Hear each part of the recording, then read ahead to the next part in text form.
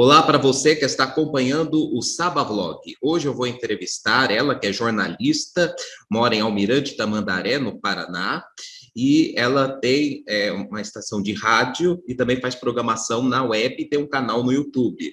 O nome dela é Luciana Pombo. Tudo bem, Luciana? Prazer em conhecê-la. Obrigado por ter aceitado o meu convite para estar aqui no Saba Vlog, no canal Solano. Olha, Solano, muito obrigada pelo convite, agradeço e vamos conversar. Então, tem uma conversa bacana, eu que agradeço a participação aí nesse teu conceituado canal. Tá certo. Você é de Almirante Tamandaré mesmo? Sou curitibana, né? Eu nasci em Curitiba, amo Curitiba e Almirante Tamandaré é na região metropolitana. Então, moro aqui já há algum tempo fazendo um trabalho na rádio, que a gente tem aqui, Rádio e TV, e na agência de comunicação. Tá certo. Seu sobrenome é um sobrenome diferente. Por que seu sobrenome é Pombo? A minha família é Pombo, né? Meu avô é tradicional já aqui na cidade de Curitiba. É uma família pequena, restrita, né? Então, Ah, quem é Pombo sempre é parente, não tem jeito. Todos os pombos são parentes entre si.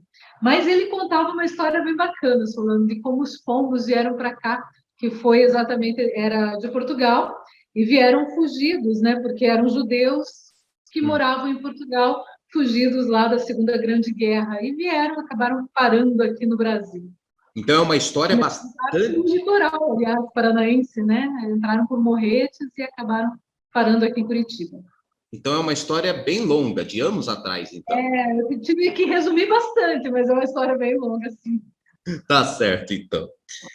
Como foi o início da sua carreira? Bom, eu comecei trabalhando em rádio em 1993, amo rádio, sempre foi minha paixão. E, enfim, não era ainda formada, comecei daí a fazer jornalismo, me formei em 1994, eu comecei a fazer em 90, né? Me formei em 94 e trabalhei em várias rádios. Comecei como estagiária, aí fui trabalhando em rádio, e eu brinco que TV eu trabalho por dinheiro. Aí me chamaram para televisão, depois fui para jornal, mas rádio a gente trabalha por amor, né? Porque a gente ganha mal, mas a gente gosta, não tem jeito. E assim a gente começou a carreira. Hoje eu tenho um blog bem consolidado, com mais de 9 milhões de acessos. É um blog bem bacana. E os canais que já são apenas para você expandir a rede, né? A gente está em tudo que é rede. Twitter é o que eu gosto bastante, mas está em Facebook, está em tudo que é rede que você possa imaginar, inclusive no YouTube. Tá certo. E qual é o profissional, a profissional de jornalismo que você tem como referência e inspiração? Hoje são poucos, né? Mas quando eu entrei, eu gostava muito do Carlos Dornelles. Era um repórter mais para a área investigativa, que é a área que eu gosto.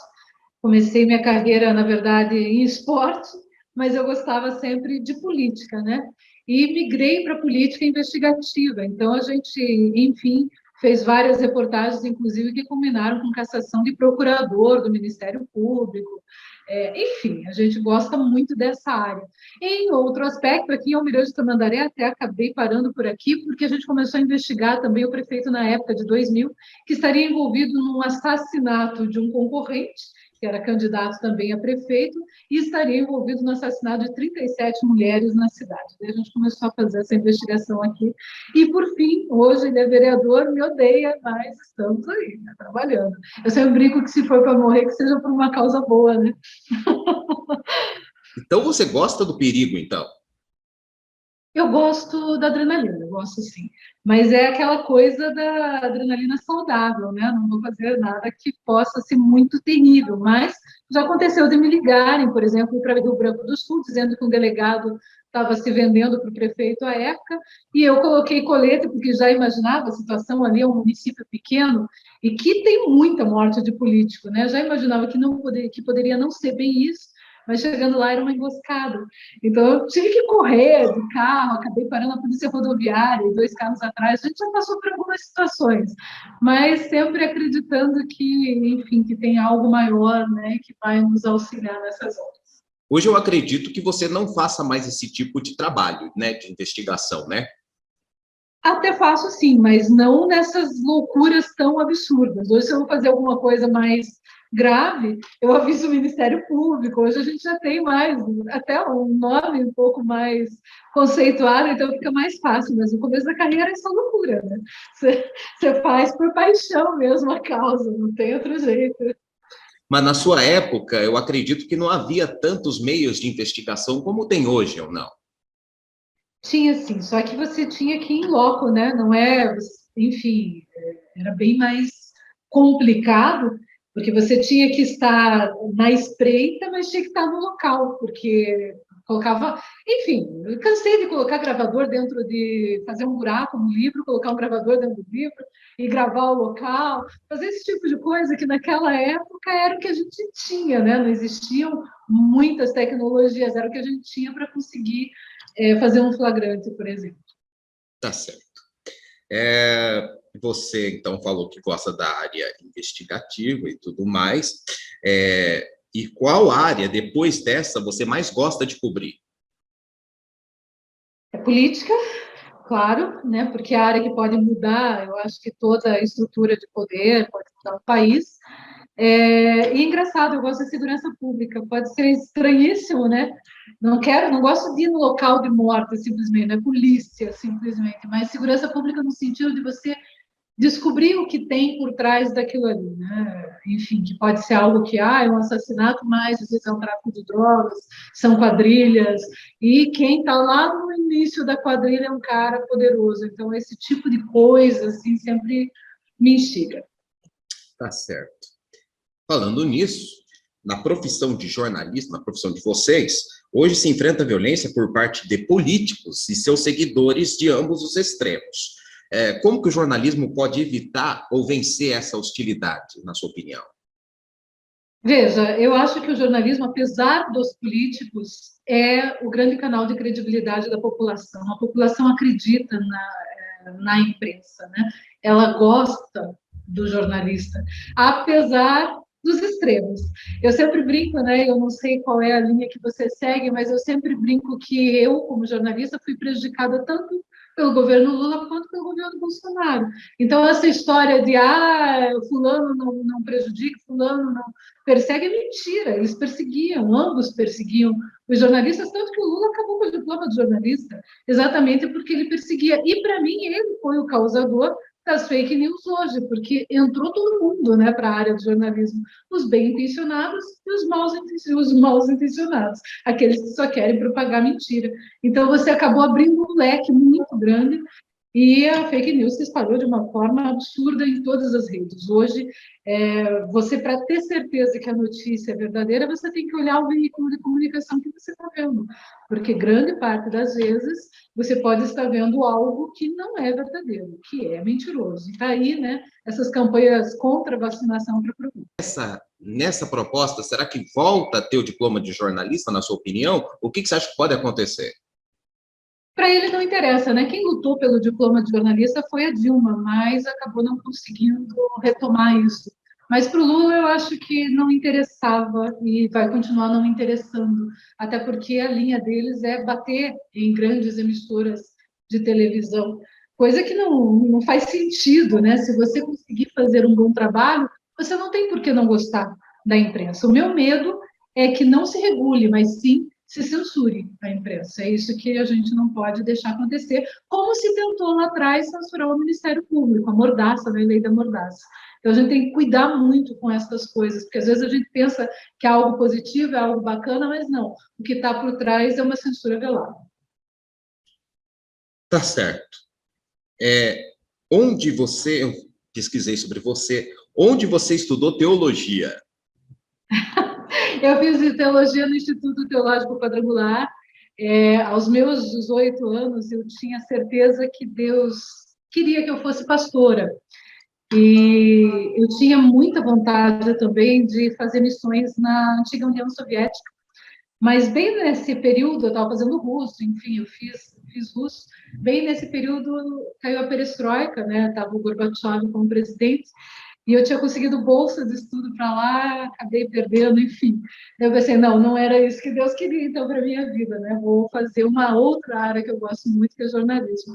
Mas nunca abandonei de jeito nenhum o que eu sinto e o amor que eu tenho por Deus. Você é da Igreja do Evangelho Quadrangular? Não, não rotulo.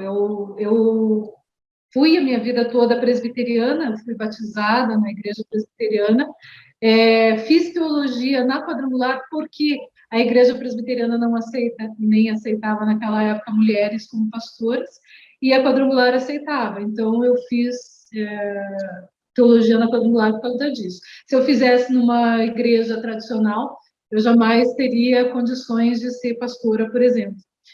E aí acabei fazendo realmente na quadrangular, gosto da quadrangular, não estou deixando, né, de lado, acho que é uma boa igreja. Aliás, gosto de todas, eu acho que se está levando alguém para Deus, né, tá ótimo. Não tem esse negócio de, tal igreja não vale a pena. E ao contrário, eu até me sinto às vezes discriminada, né, quando eu falo que eu sou evangélica, o pessoal me olha assim, porque, enfim, jornalista, né, evangélico, meio estranho.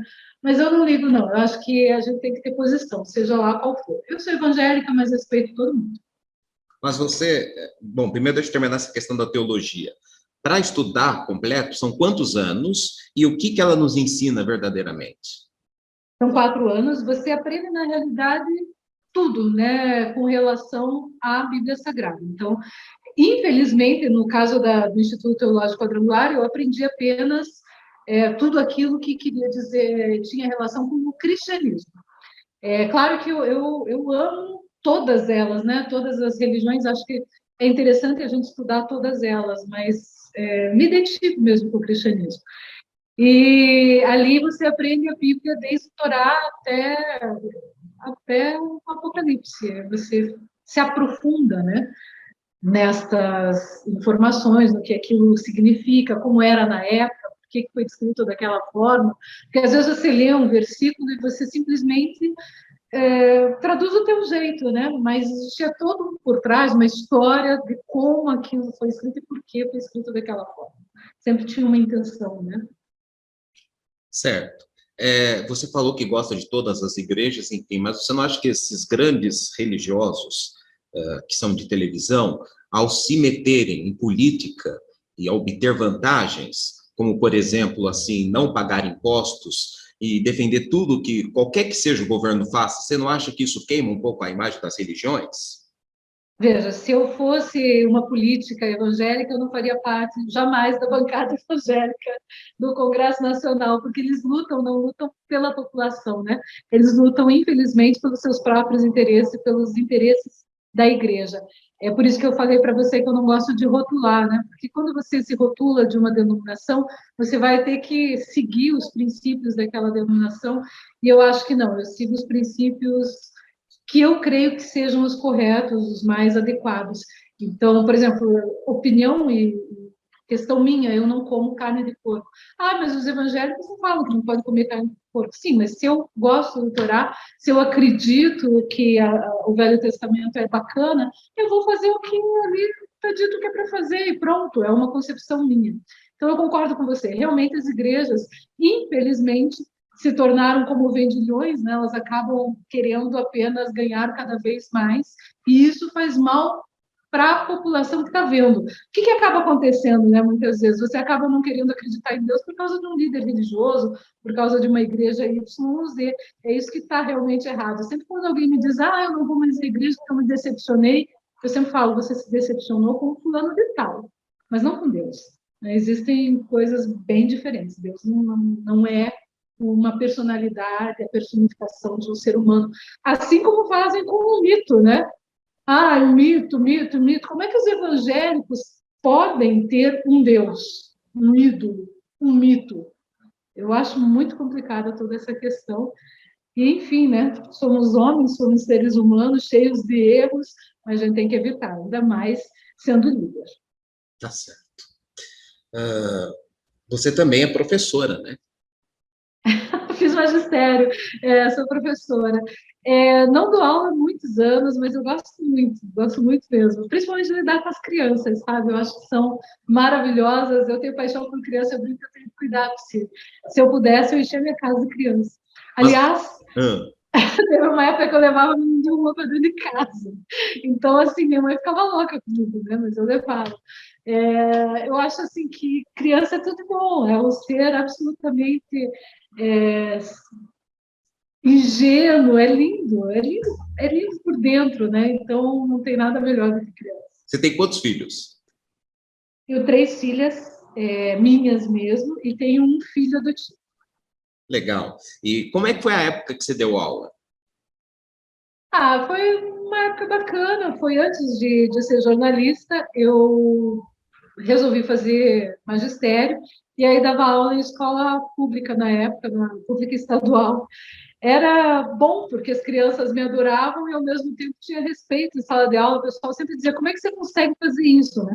Você deixa as crianças falarem, conversarem na tua sala de aula, mas a hora que é para dar aula, você realmente consegue o silêncio. Mas é porque a gente tinha uma interação bacana, né? Era uma coisa legal, assim, não tinha muito problema, não precisava gritar, né? Como muitos fazem até hoje, infelizmente. Mas naquela época era o normal, né? O pessoal gritava mesmo com os alunos. Eu conseguia, não sei, de uma forma diferente. Tá certo. Mas você acha que teve, assim, muitos prejuízos pela pandemia, que a educação teve? Que a educação teve muito prejuízo por causa da pandemia? Sem dúvida nenhuma. Em vários aspectos, né? Mas a gente não tinha muito o que fazer na realidade, porque a pandemia pegou um mundo de calças curtas, digamos assim, né? Então a gente teve que suspender as aulas e não havia outro jeito, as aulas precisavam ser suspensas. E no Paraná, as aulas online, elas acabaram sendo muito fortes. E se criou uma TV Escola, que era através da televisão, que existe até hoje, e que tem auxiliado muito as crianças, mas não é a mesma coisa. Eu tenho uma filha que ela mesma diz, mãe, eu não consigo prestar atenção aqui nessa aula online. E não adianta, eles se dispersam, né? Os adolescentes, as crianças se dispersam. E é muito, mas muito difícil você fazer com que eles consigam prestar atenção online. Se já é difícil em sala de aula, se a qualidade do ensino já não é tão grande coisa em sala de aula, imaginou através da internet, é muito difícil. Nós adultos já temos dificuldade, né? O nosso programa tem que ser mais ou menos curto, porque senão já não prende todo mundo do começo ao fim. Já pensou sala de aula para cuidar de adolescente, de criança? Muito complicado. Senhor. Que você formou o Grupo Ventura. Me fale sobre isso. A Ventura Comunicação e Marketing Digital eu criei em 2008, quando eu fui diretora do Clube Atlético Paranaense, que é o maior clube de futebol aqui do Paraná. E a Ventura, ela ajudava o clube nas ações de marketing. A gente fez muita coisa bacana por lá, a TV Furacão a gente criou. Aliás, antes de ter outras televisões nos outros clubes, só tinha no Atlético Mineiro na época, que era a TV Galo. E aí a gente foi correndo atrás, foi fazendo naquela época redes sociais, né, que não era muito comum, rádio web e tudo mais. Fizemos o Sócio Furacão, que a gente tinha 3 mil sócios na época, terminamos com 21 mil sócios em um ano, o que foi bem bacana. E depois que eu parei de atender o Atlético, a Aventura continuou daí atendendo outras pessoas, outras empresas, mas continuou. E o Atlético é uma paixão também, né? Eu gosto muito. Tá certo. E quais os veículos de comunicação que formam ela? A Rádio e TV Tamandaré, a Aventura Comunicação e Marketing, claro. A Rádio A Verdade, que é do litoral paranaense, onde eu morei, né, Pontal do Paraná, Martins, então a gente permanece com a rádio lá. A revista Papo Reto. Eu acredito que hoje sejam esses canais. Tá E certo. o blog do Luciana Pombo, lógico, né? Tá certo. Agora eu quero falar sobre futebol. Quais são os seus times de coração? Atlético Paranaense. Mas assim, você só tem o Atlético? Só. Mas, aos 6 anos de idade, eu tinha paixão pelo Galo, pelo Atlético Mineiro. Porque naquela época, o Atlético Mineiro e o Flamengo, eles disputavam muito, né, as finais. E como eu sempre gosto dos que estão perdendo, O Flamengo era terrível. O Atlético Mineiro jogava sempre em segundo. Eu gostava do Atlético Mineiro. E eu jogava futebol, adorava jogar futebol. Então, com os meninos, né? Porque naquela época o menino não podia jogar, era terrível, mas eu jogava. E aí eles perguntavam como eu jogava bem, eu ficava, né? Aí eles perguntavam para mim, mas aqui você torce para quem? Eu não tinha time naquela época, 6, 7 anos. Eu torcia para o Atlético Mineiro? Atlético Paranaense. E naquela época o Atlético Paranaense não é o que é hoje, né? O time Curitiba era campeão brasileiro, Atlético Mineiro, Atlético Paranaense não, estava longe de chegar até lá. Enfim, sofri bastante também, porque era o segundo time da época. Eles ficavam, a gente tem estrelinha no peito, a gente tem estrelinha no peito, a gente se irritava muito, né? Mas acabou virando uma paixão imensa, trabalhei lá, fui ser não só campeão brasileiro, sul-americano, vice da Libertadores, ainda vice, mas logo será mais, será campeão. E a gente está aí, enfim, né, ainda apaixonado pelo Atlético, assistindo os jogos, minhas filhas todas e meu filho são atleticanos, consegui passar isso, eu acho, meio por osmose nessa paixão. Então, aí a gente realmente, se puder voltar, se de repente me chamassem para voltar para o Atlético, eu voltaria. Aliás, fui chamada para ser presidente do clube uma vez, candidata a presidente, e não aceitei. Naquela época, mulher, imagina, mulher ser presidente do clube ia ser terrível. E eu dizia assim, eu não tenho estrutura psicológica, se o time começar a ir mal, eles dizerem, tinha que ser mulher no comando do clube, tinha que ser uma mulher. Aí eu não quis. Mas, hoje em dia, a gente vê mulheres sendo presidentes e levando os times a grandes vitórias, né? Foi o caso do Palmeiras, o Flamengo já teve mulher presidente, enfim, hoje em dia já é uma outra história. Então, time do Rio e time de São Paulo, você não tem nenhum favorito? Não, eu assim, tenho uma simpatia pelo São Paulo, tenho uma simpatia pelo Vasco, mas é aquela simpatia. Eu não vou ficar assistindo um jogo deles torcendo. Não, tenho uma simpatia. Time mesmo do coração é Atlético Paranaense. Tá certo. E acredita que o Brasil vai ser campeão esse ano da Copa do Mundo em novembro? Pois é. Eu acho que o Brasil tem um grande time, nós temos bons jogadores e um excelente técnico. Eu acho que o que o Brasil tem de melhor, a seleção brasileira tem de melhor, é o treinador, que é capaz, é coerente, ele é um amigo, entre aspas, né, dos jogadores, consegue fazer um papel de bom treinador e de uma pessoa que acaba tendo respeito de todos eles. Pode ser que sim, eu acredito ainda que hoje o Brasil está muito dependente do seu maior jogador, precisava ter outras peças tão boas quanto de reposição, mas acredito que tem condições sim de ser campeão. Tá certo, então. Eu gostei E muito. eu gosto do Neymar, não estou falando mal dele, não. Adoro o Neymar. Tá certo. Luciana, eu adorei conversar com você. Você é uma pessoa Foi um prazer. maravilhosa, muito simpática, Obrigada.